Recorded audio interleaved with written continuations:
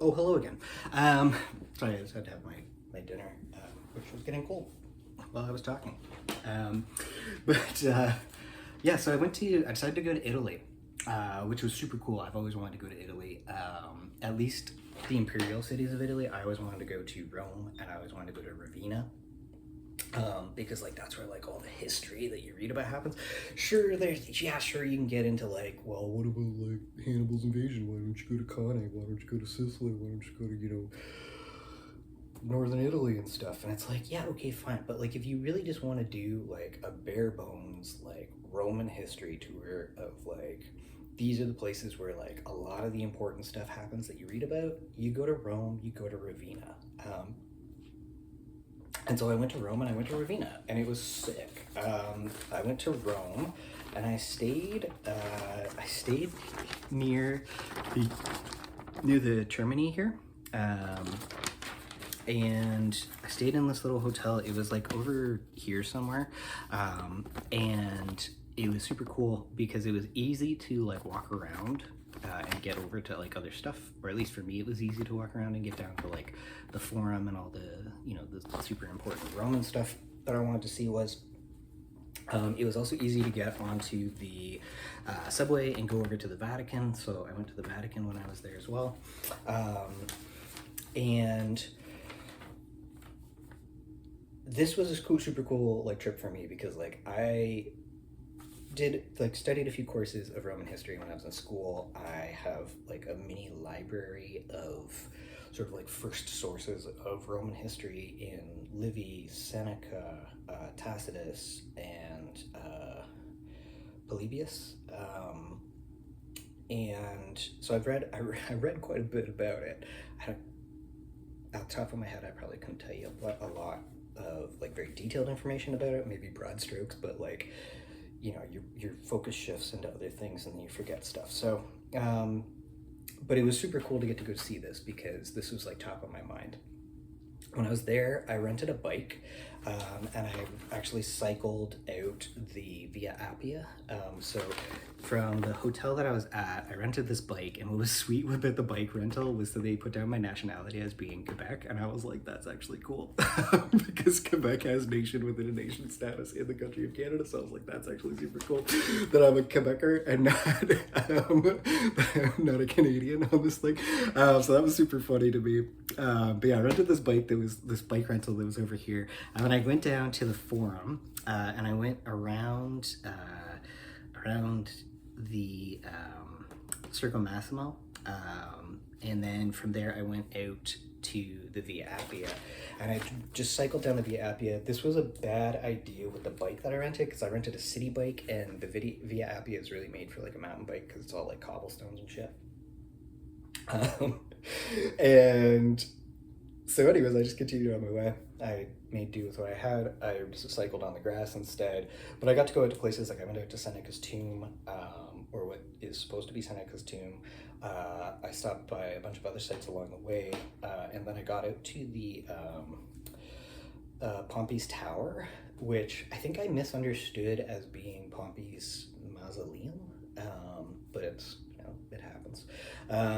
Sometimes you make a translation error. And so anyway, so I got out. I cycled all the way out to there, and then I went back into town along the same route. But yeah, I definitely stopped at the Tomb of the Scipios along the way, and the Scipios are like the family of Republican Rome. It's like the Scipionic Circle was super huge and super influential at the time. It was sort of like their version of just a bunch of celebrities who got together, like writers and artists and like military leaders and government officials and stuff. And they just had like wild, outrageous parties and things like that. But that family, basically, every era of Roman history in the Republic, at least from just before the beginning of the Punic Wars, has influence in all of these events. One of the founder of the family, or at least with who they claim to be the founder of the family, they kept trying to find earlier descendants, is Lucius Barbatus, and and Lucius Scipio Rabanus, and his tomb was found in there, or his sarcophagus was found in there. I think that they've moved it to the Vatican, but yeah, that was stored there, and that has some sort of important information about Roman society written on it, which was really interesting. His kids then become some of the first admirals in Roman history, and this is during the First Punic War. Because Rome has to build a navy to fight off the Carthaginians in Sicily, and also to get to Sicily and all the rest of it, so they have to learn how to do all this stuff. And yeah, Scipio becomes the first admiral in Roman history, which is pretty interesting. And then obviously, like, later on you have Scipio Africanus.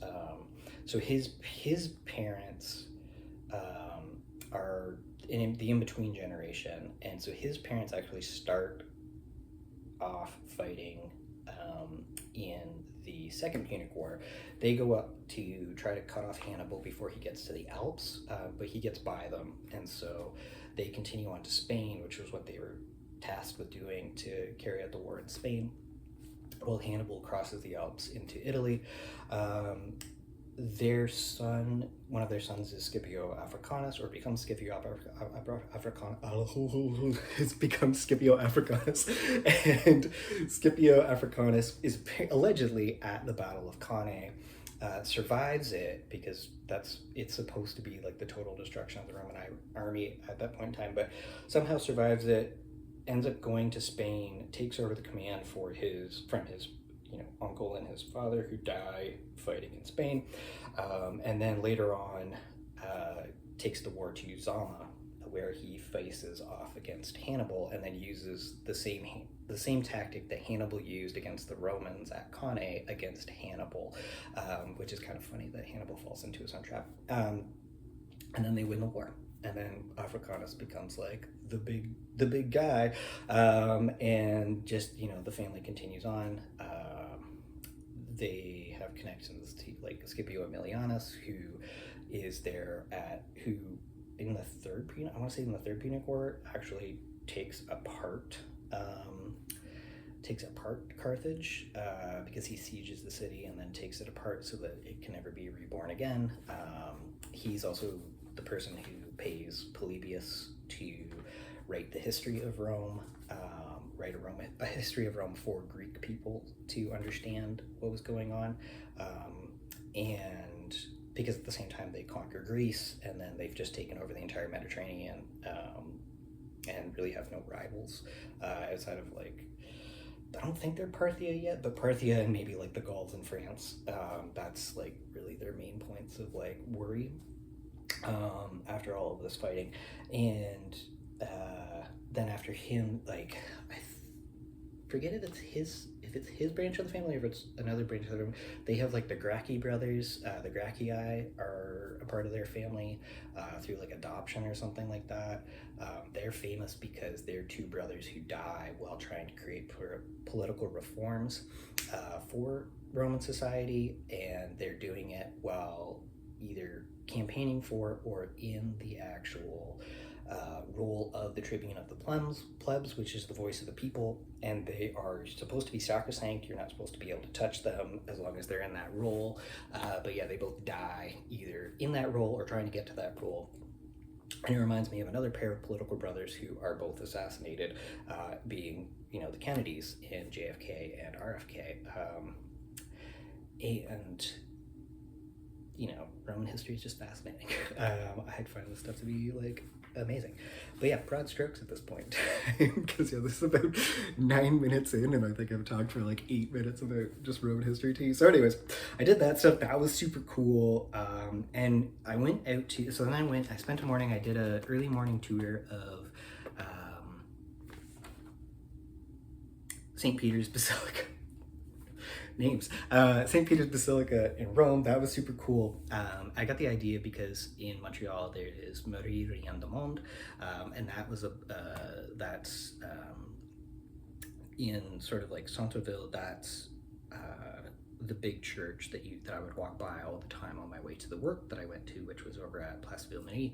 And it was super cool because that is a miniature model of St. Peter's, and there's actually a painting inside of it of a guy who was a general to defend the Papal States in the like 1800s, probably against Garibaldi. I could be wrong, but anyways, he ends up fighting two battles that are both on the roads that you would take to get to Ravenna, which is the next place that I went to. But yeah, I spent a few days there. That was actually super cool. I loved it. I loved walking around in the Forum. That was awesome. And it was really cool to get to go up to the very top of St. Peter's in Rome, because the view from it is really, really cool. So yeah, I love that. I went to the Tiber Island as well when I was there, which was slightly less interesting, but like still kind of cool. And yeah, I went into like Piazza del Popolo. I went to the Trevi Fountain, of course. I went by the Pantheon, but I didn't go in. I went to Piazza Navona. And yeah, I just had like a bunch of fun, like walking around, looking at all this old stuff and being like, oh, this is really cool. Speaking incredibly limited Italian, but like what's really great is that a lot of Italian, you can just point at stuff. Yeah, so like, I think prego is I want that, like I want, so it's like prego, you know, and they'll just, you know, bring you stuff. It's pretty cool. I loved it. Anyways, so then from there I went out to, I drove over to Ravenna. Ravenna was a super cool city to visit, because like the center town of it is preserved pretty much as it sort of was to some extent, and it's just really, it's like it's hard to explain to like what it's like to walk around in a place that's been there for like almost 2,000 years in the somewhat like in the form that it's in, but yeah, like it's mind-blowing. So anyways, I stayed over here in a little hotel that was over here near Mausoleo de Teodorico, which is Theodoric's mausoleum. Theodoric is the guy who really sort of like builds this up. He's a Gothic king who comes in, he becomes Roman emperor, but he's not himself Roman. He is also an Arian Christian, which means that they believe that like they had like parts of the story of Christ from like his birth to when he actually shows up as like Christ and is like, let's flip some tables. They actually fill in the rest of that story, whereas every other branch of Christianity is just sort of like, yeah, he's born, and then like, I don't know, like 30 some years later, he just rocks up in Jerusalem, you know. After having done like a couple interesting things, but yeah, like he assembles his squad of followers and the 12 disciples, and then they all head on down to Jerusalem to, you know, raise a little hell, if you will. So anyways, they fill in like the parts of his life story that's like, what did Jesus do when he was like a 10-year-old, you know, like fascinating. But his main place was was here actually. This was his palace, and it's right beside the Sant'Apollinare Nuovo, which is a super interesting building because it has all these mosaics on the wall that explain to you the parts of Jesus's life story that aren't in the Bible, and it also has parts of the mosaic that used to have the royal house of Theodoric that then got replaced, and so like the tile work was redone in the center, so the figures are no longer there, but you can occasionally see like a hand pointing out on like the pillars and stuff where they couldn't redo the work, so it's actually really cool. And like being somebody who made pixel art, like it was really cool to go to the city because like they are a major like center of mosaic work. There's a school for learning how to make mosaics there and everything.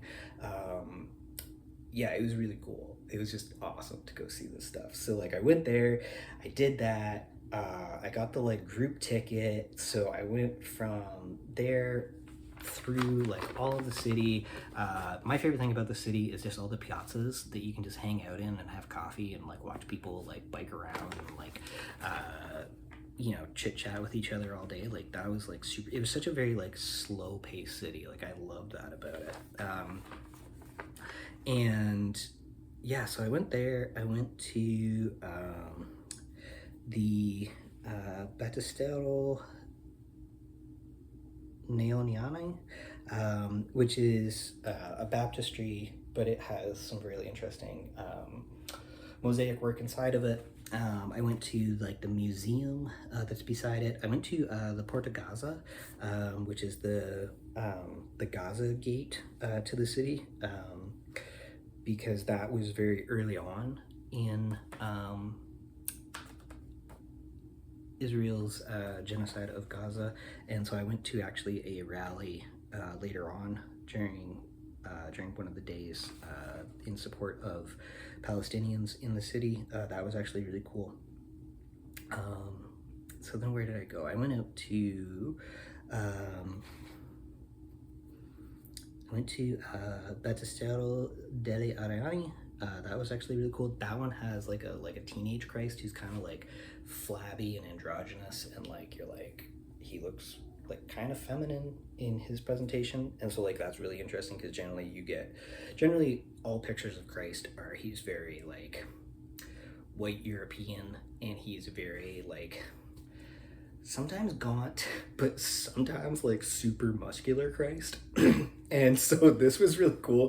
This is a really cool, interesting depiction of him because he's kind of like flabby and, you know, a little bit feminine because he's got softer lines and stuff like that. And he's like a teenager getting baptized by John the Baptist, who I guess is his cousin.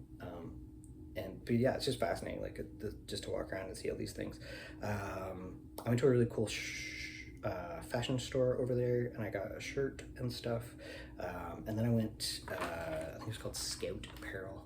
And then I went over to see Galla Placidia, the tomb of Galla Placidia. She's not actually buried in her own tomb. She had it built for herself, but she never got buried there. And I went to San Vitale, and I went to Santa Maria Maggiore, and because I had to wait, I had a timed entry for that area, so I went to Santa Maria Maggiore, and it turns out Santa Maria Maggiore is a patron saint of like cancer and tumors and stuff like that. So I gave a little donation, and I got a little I don't know what the word for it is right now. I'm just gonna call it a little icon. We'll call it an icon. Why not? So then I went to I went to Galla Placidia's tomb. That was super cool. The mosaic work in there is really interesting. It's just like a pattern on the wall, but for me, as somebody who like works in patterns for making visual art, I thought that was really cool. I went to San Vitale, which is where you get to see like Justinian, and did he marry Theodora? Yes, I think he did.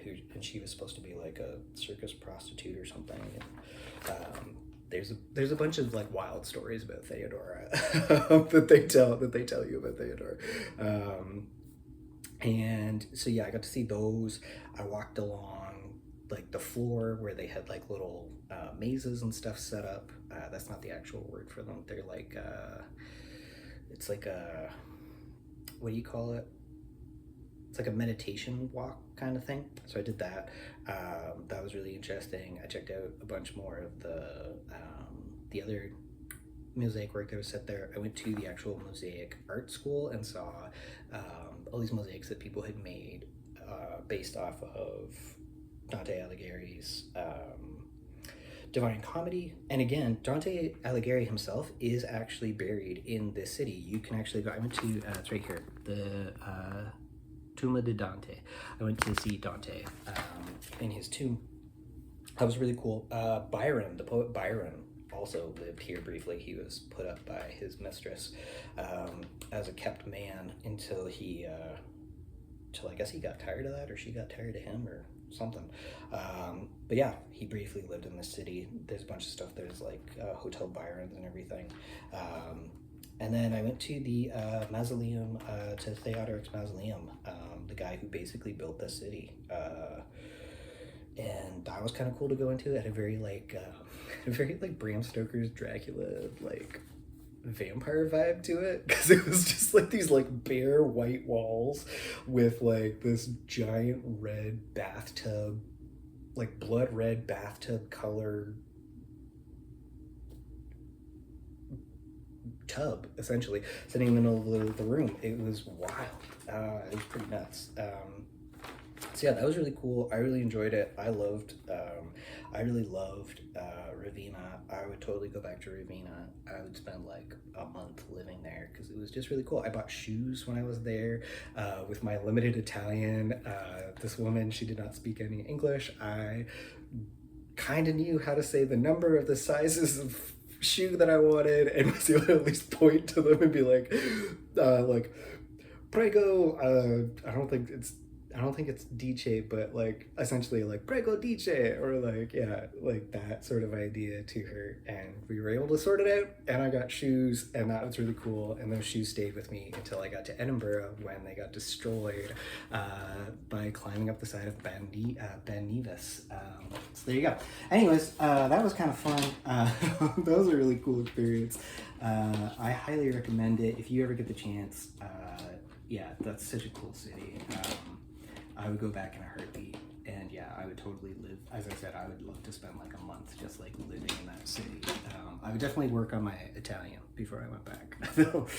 But anyway, so from there I came back to Canada, and then I hung out for a bit, and then I went to what did I do? I went to New York. I went to New York City for Christmas, which was really cool because I then got to see New York City as like just like quiet, which was really bizarre because like I would have thought that it would have been super busy because it was Christmas, but it was like warm as well. So it was like there wasn't any snow. It was warm. I was staying near the World Trade Center, which I'd never actually stayed at before. In all of the times that I went to New York from 2003 until 2023, it wasn't until December of 2023, like 20 years later, that I finally went to the World Trade Center. And so I was staying in a hotel that was nearby. I'd driven down from Montreal. That was a cool experience. I parked the car, I got into the hotel, and then I just walked around and just enjoyed being in that part of Manhattan, because I'd never stayed there before. And usually we stayed in like Times Square area, or there was one time I stayed in like Chelsea, and then there was one time, and then the Lower East Side was the other place that I usually stayed. So yeah, I like did a whole bunch of stuff. I went to World Trade Center on Christmas morning, actually. And it turns out that there is a church there. It is the St. Nicholas Greek Orthodox Church, which I thought was hilarious because it's St. Nick's, and it was Christmas Day, and there was a mass going on inside of it. So that was actually kind of fun. And then I continued on my way. I went out to a bunch of the boroughs when I was there. Actually, I went out to Queens. I went out to Brooklyn. I went out to Williamsburg, which is part of Brooklyn. I think, did I go to the Bronx when I was there as well? I think I like quickly walked around Yankee Stadium. And then I didn't go to Staten. I did not go to Staten.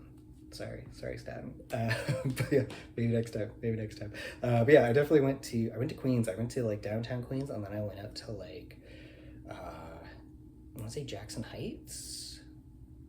I remember going to a place there was a lot of like Nepalese and like Indian places, and it was really great. The food was so fucking good. Oh my god. Oh, so good. Anyways, that was really cool. That was really fun. And then I briefly went to the Bronx. I guess Yankee Stadium doesn't quite count as like the Bronx experience, if you will, but like whatever. I've been to old and new Yankee stadiums. Like I don't really care. So then I came back. Yeah, then I went back downtown, and yeah, that was a lot of fun. And then I went back to Canada. I went across actually to the town of Fort Erie on the way. I don't know why I stopped in Erie, Pennsylvania, but I did. And so yeah, I visited that. That was kind of interesting. I didn't realize there's like a U.S. Coast Guard headquarters there or something. I would have thought it would have been on like the actual coast, but I guess it's like a historical thing from like the War of 1812 maybe. But anyways, from there I came back up into Canada, went back home. And then I started doing like random like little trips around, and I ended up going to Hawaii for like a month. I spent a solid month going to Hawaii. I'd been to Kauai before, in like 2015, maybe 2016, 2015. I think it was 2015. I went to Kauai for the first time. That was super cool. That was just after Telegraph Ave by Childish Gambino had come out, and so I'd watched the video for it. I was like, fuck, I want to do that. And so I did that. So I drove out, I rented a Jeep, and I drove around to a bunch of the places that he had from that video, and I was like, this is super cool. Yeah, like it was mind-blowing. Like it's such a cool place. Hawaii in and of itself is like, there's a weird stat. It's like if there's like 14 biospheres or something in the world, it's like 10 of them can be found in Hawaii, like alone, like on the Big Island or something. And like of them, like 7 or something can be found in Kauai. And like Kauai is just far more compact, so it's easier to get around and see. And it's, like it just changes so much quicker as you're driving around. But yeah, I loved Kauai. That was super cool. So then I went back and I was like, I want to see Big Island, and then I want to, if I can, see the other smaller islands. So I went to Big Island, drove around it, loved it. I went up to the very top of it on Mauna Kea. I tried to go to, what's the other one that's south of it? I tried to go there, but the lava flow had actually, there'd been an eruption, and the lava flow had actually covered the roadway, so you couldn't continue on. So that unfortunately did not happen, but I tried to go there. And then went, I spent a lot of time up on like the North Shore, and then from there I decided that I would go to see the Super Bowl, because it was February, and I always wanted, if there's one NFL game that I watch every year, it is the Super Bowl. Because to me, the Super Bowl is watching America happen in real time. And it's like a very like finely produced, honed version of America. But it's just fascinating as an outsider to watch this, because like the spectacle of it is like, it's kind of like, that's what I imagine going to see stuff in the Roman Colosseum would have been like every single day. And you know, the whole bread and circuses, Panem and Circenses kind of deal of it. And like I had been to the Colosseum not too long ago, previous to this, and so it was just kind of cool to actually go to like a city where this was happening. So I stayed at the Mirage in Las Vegas, and that was super fun. It was not as fun as the first. Oh my god, I completely forgot to tell you about when I went to LA the second time. I went to LA a second time. Purposely went to LA, and I stayed there for like a week. See, this is what I'm telling you. All the dates get mixed up. But anyway, so I went back to LA before I went to Paris. And I went to LA, and that was super cool. I did a bunch more stuff that I wanted to do. I actually went to see the Dodgers. I actually went to see the Angels when I was there. So I got to do those things. I drove out to Las Vegas again. When I went out to Las Vegas that time, this must have been in September, I want to say. And then I went to Paris at the end of September of that year, something like that. Anyways, so I went to Las Vegas. I drove to Las Vegas. I did a bit of like a Fallout tour. Fallout's one of my favorite video games of all time. And so yes, I drove out to do that. I went through Prim and stuff. I got pulled over on somewhere before Prim, and like somewhere in California before Prim, there's this like giant bend in the road, and I was like whipping along, just like yelling along to like Highway 61 Revisited by Bob Dylan. Not that song specifically, but just the album. And like was ripping along, and like I got pulled over for a traffic ticket, and I continued on I went to Prim. There was a bunch of Oakland Raiders fans who were going down that day. I guess they're Las Vegas Raiders now. So anyways, they were going on, that was going on that day. I continued on into town. I went up to, I didn't want to go to the game, so I went to the Zach Bagans Haunted Museum, which like super cool place to visit if you like that kind of stuff. It's apparently haunted. They used to do seances in the basement. Jenna Jameson grew up in this house. There's a lot of stuff going on. There's also a lot of stuff that's like in that house that you're like, what the heck is this? So yeah, just super cool experience if you get the chance to do it. Like, check it out if you like that kind of stuff. If you don't like that kind of stuff, well, I mean, you can still do it. It just won't be as interesting. But yeah, I loved it. I thought that was cool. And then I went up to Fremont Street, which is like my favorite part of Las Vegas because it's like the old school, like it's the old school, like super bright, like trashy neon vibe, gaudy neon vibe. Sorry, gaudy. And yeah, I went into a casino. I got pizza at Evil Knievel's Pies, something like that. I went to this casino. I played blackjack. I think I took out like $200, and I got down to about $100 left. And then I went on this big winning streak. I'm on like $600 something. I cashed out for $500, and drove back to LA. I got back to LA at like 2 in the morning or something, and then slept most of the rest of the next day. That was really fun. But yeah, that was actually a really cool experience. I went to the LA Art Museum. I forget what it's called.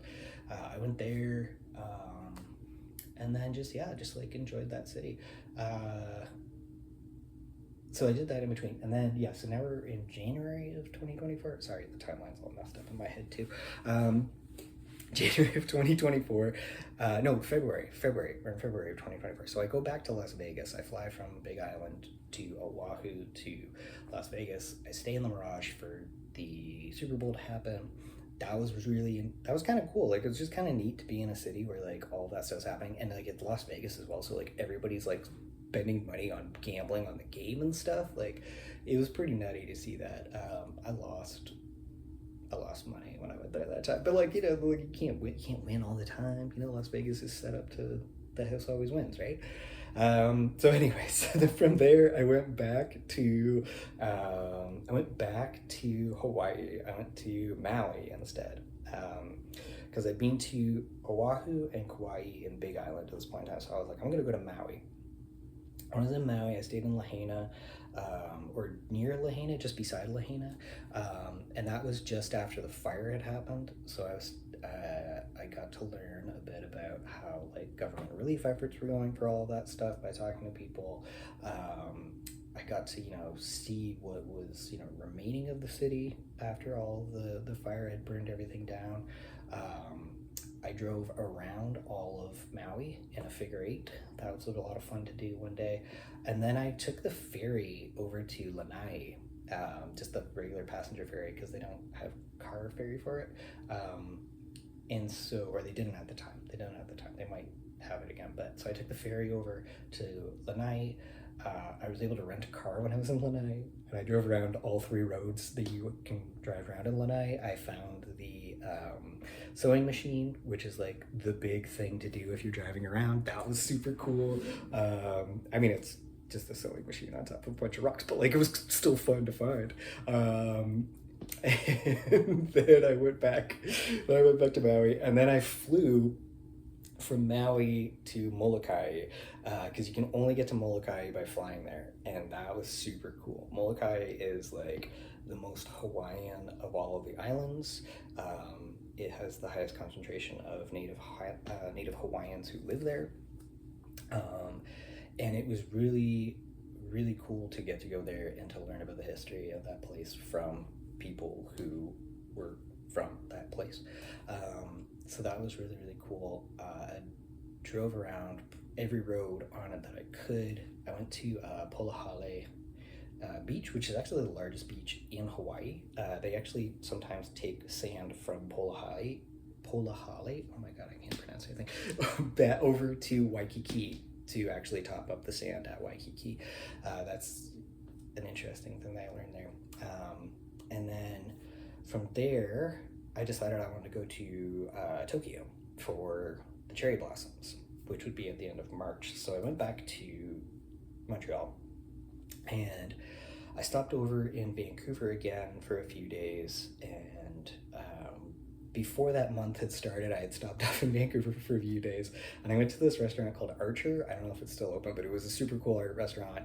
I talked to a bunch of the people there. They were super cool people to talk to. The food was amazing. And then, so yeah, it was cool. At the end of that month, on the way back to Montreal, to stop in to say hi to them again. So that was a lot of fun. I really enjoyed that experience. And then from Montreal, I decided to go to Gowanus in Brooklyn. I did not. Yeah, I decided I just wanted to stay in Gowanus in Brooklyn for like a little bit of time to just pretend like I was a, you know, what would life as a Brooklynite be? And Gowanus was actually a really cool place to like experience that, because where I lived in Montreal was called Griffintown, and Griffintown is where the Lachine Canal is. It's sort of like, it's also kind of like just below the downtown area, the Centreville, and it's also beside like the old town, so there's all this like history nearby it, but it's also this kind of like semi-residential neighborhood, and it was just really cool to like hang out there. They have like the main drag of Notre Dame, where you can get like, there's like restaurants and cafes and all the rest of it, and Gowanus in Brooklyn is very similar to that, or it felt that way to me. There's a canal there as well. It also borders on all of these different places. Like I think it's Park Slope is just to the east of it, and then Prospect Park is beside that. There is, going the other way, I want to say it might be Brooklyn Heights, but I might be completely wrong about that.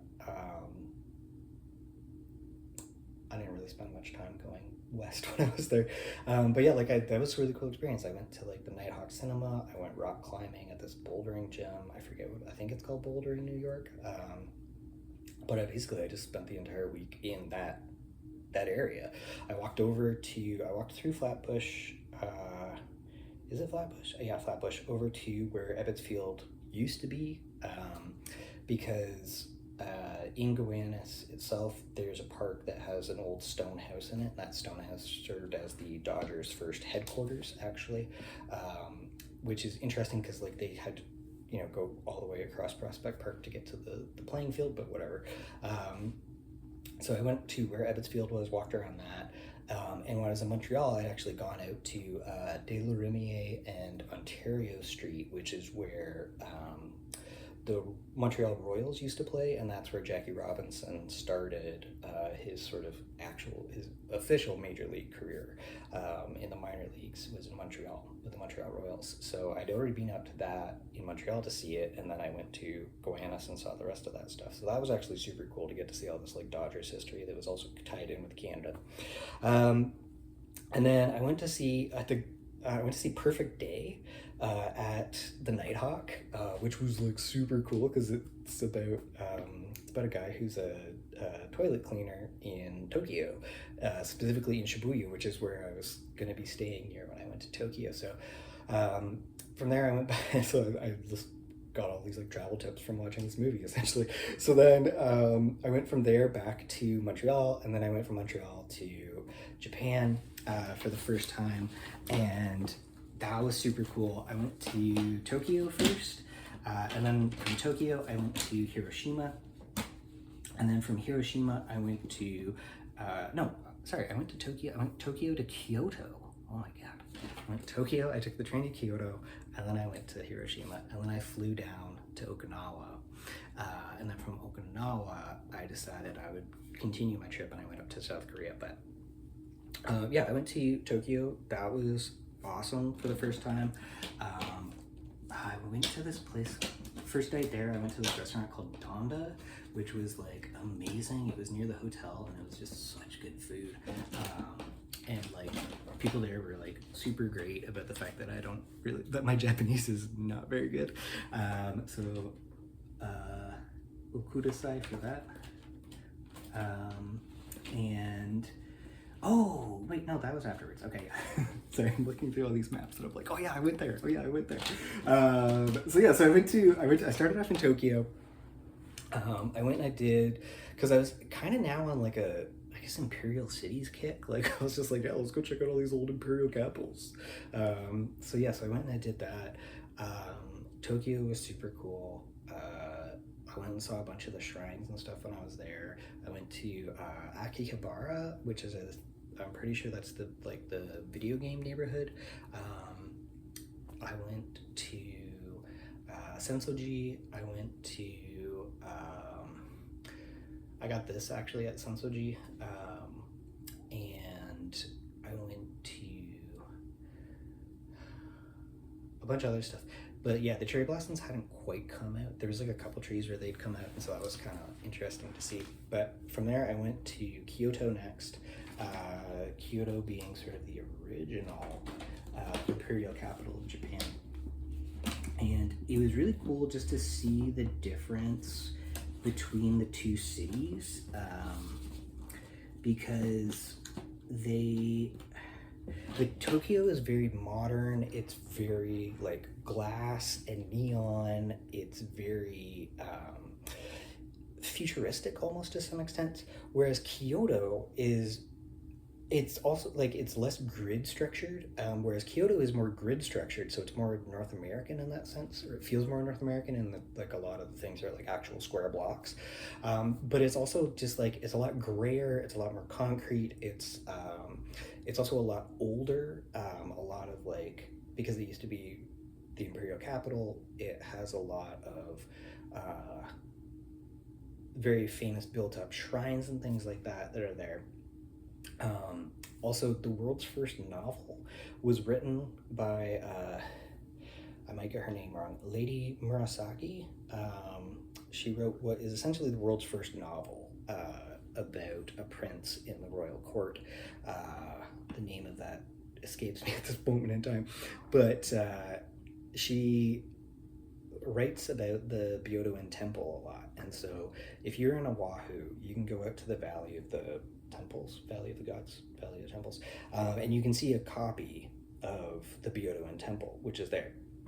And it's based off of the actual Byodo-in temple that is in Kyoto. So I took the train out to that area and I went down and I saw it, and that was like super cool.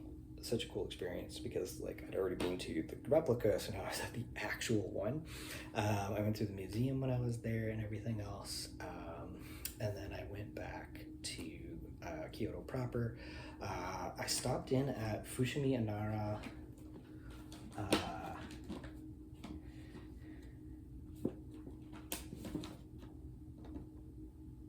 which is a Shinto shrine. That's not the actual name of it, but it's a Shinto shrine to Inari, who is the goddess of sort of like rice and prosperity and all this other stuff. She has foxes who serve as her messengers. And I got to see this really cool welcome ceremony where there's a ceremonial sort of like playing of music and like I guess maybe like a cleansing that was sort of happening for these honored guests who showed up. That was really cool to get to see. And then I climbed up all the way to the top of Fushimi Inari through all of the torii gates. So like if you've ever seen those, that tunnel of just red torii gates, that's probably Fushimi Inari. And that was super cool to get to walk through these. You climb up to the top of this mountain, you get to look down over the city, and then you go back down. There's like a secondary route that you can take to get back down. That was super cool. I went out to, I didn't do Arashiyama Bamboo Forest, but I did do something that was close to it. That was actually, it was a shorter version of it, but it was better because there was less people there. Or it felt better because there was less people there. That was at a different shrine. I went to Nembutsu Suji? That might not be the correct name, but might be partly correct. Anyways, I went there. This was a super cool place. They have all these like tiny statues of that are in place for, I want to say, like infants who have passed away. Very interesting thing because they have all this moss growing on them. It's a very beautiful space. And then from there, I walked back into town. I got coffee. I went down to the Percento Arabica down near Arashiyama that was actually beside the river. That was super cool. And then I went over to Kinkakuji, which is the gold-plated temple. That was super cool. It's this like temple that's been built. It's completely plated in gold, and it just sits out over top of a lake. It's amazing. So I went there, and then I went to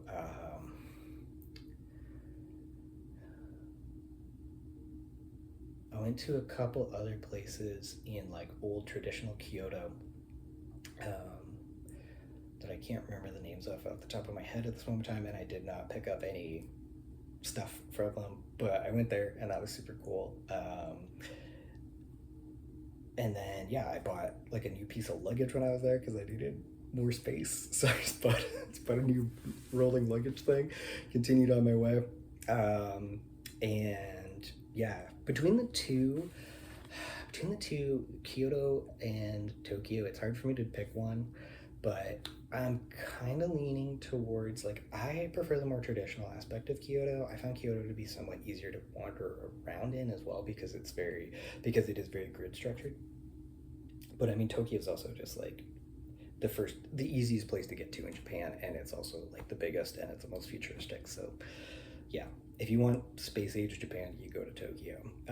From there, I went to Hiroshima, and Hiroshima ended up becoming my favorite city in Japan because it reminded me so much of Toronto because they have streetcars, and it's also kind of a grid structure to the city as well. So that all just felt very cool. I got there on the train. There's this older couple who were sitting beside me who gave me like Japanese like hard candy treats for the trip. That was very awesome and sweet of them to do. I got to the city of Hiroshima. When I got to Hiroshima, it was really, everything felt kind of like off. Like everything felt kind of like chaotic. Like there was nothing chaotic happening. It just felt chaotic. And I remember like I kept looking up at the sky, or at least at the ceiling of the train station that I was in. And then I went down the escalator into the basement of the train station, and I started to feel better. But then all of a sudden, it was like everybody was just in the way. So it's like if previously it had been super easy to walk around because everybody had like there was space and everything, it was like all of a sudden now it was like people were crossing into your path at like weird angles, or they were like stopping in front of you, and you had to like be on your, you had to pay more attention to what you're doing. I stopped, I had lunch, and then I went out to the hotel, and then I stayed at this hotel that was like really far removed from the city. It was, I forget the name of it, but it was on this essentially like this little nature preserve area down in the harbor front, and it had its own private like ferry access dock to get over to Miyajima Island. So that was super cool. But it was just really far removed from the city, so if you wanted to get around, you had to take a cab, or you could walk to the streetcar terminal, but it was kind of a hike to do that. So anyways, I took a cab back in, and I went to the Peace Park. Actually, I remember I got to the Peace Park, and for some reason my credit card wouldn't work to pay for anything, and it had previously been working. So then we had to drive around. We had to find a 7-Eleven and get cash out of the machine, and then we went back, and then I paid, and then I went into the Peace Park, and everything was just like really like quiet. I remember being very quiet, and I went in and I walked around a bit, and then I went down to where the river is, that runs through it. As you walk north through it, you see the building, the bombed out medical building, something like that. But you see the building that remains there, the ruins of this building. And as I was walking towards it, I got towards the river area, and I went to go down the steps to where the river was, and I ended up slipping and falling. I slipped and fell, and like just got like mud all down the side of my jacket, and I was like, "This is fucking great." But I got back up, I started laughing, and then it was like all of a sudden, like everything just like it was like somebody turned the volume back on. It's like if previously somebody had turned the volume dial all the way down, they turned it all the way up after I fell down. So then I got up and I walked around some more. And it was kind of cool because I had already just seen Oppenheimer. And so now you're seeing the results of that, the results of all that experiment, and destruction. And it was just very, overwhelming to some extent is the thing, because it's very like it's just very ghostly, and like inside the park itself is very like ghostly and quiet, and then around it is all of this modern city, right? Like all of the like skyscrapers and stuff that are built up again, and office buildings and whatever else, just immediately across the street from it. But when you're inside that park, it's just very different, to the rest of the city. So then I went around the building itself. I went across to the other side and checked out some of the other monuments and things. And then I took the streetcar back down, and the next day I went over to Miyajima Island, which was really cool. I got, so I took the ferry over to Miyajima Island. This is a map of the main parts of it that you can walk around on. And so I got the ferry drops you off here, and then you walk up basically to here is the actual main, is that it? Sorry, to Mount Mizan Observatory. And so I got off here and I went down and I got some coffee, and there's all these deer that are on the island, and they're like they're like giant dogs at this point in time, because like they're just super used to people being around, and they just want food. So they will just come up to you, and if you don't have food, they'll leave you alone. But if you have food, they will just like be latched onto you. So it was kind of funny to see like that happening for a bunch of people, people getting stuck in this sort of scenario. But I went to the main shrine at the bottom is Itsukushima Shrine, and this is the Itsukushima Torii Gate. And this is one of the most, like, when you see pictures of Japan, you might see a floating Torii Gate, and it's probably this one, because it when the tide is in, it just stands there in the water, and when the tide is out, you can actually walk along the bottom of the bay over to where it stands, which is actually kind of cool. So I got to do both of those things, because I got there in the morning, and then the tide went out by the afternoon when I went back. So that was actually super cool.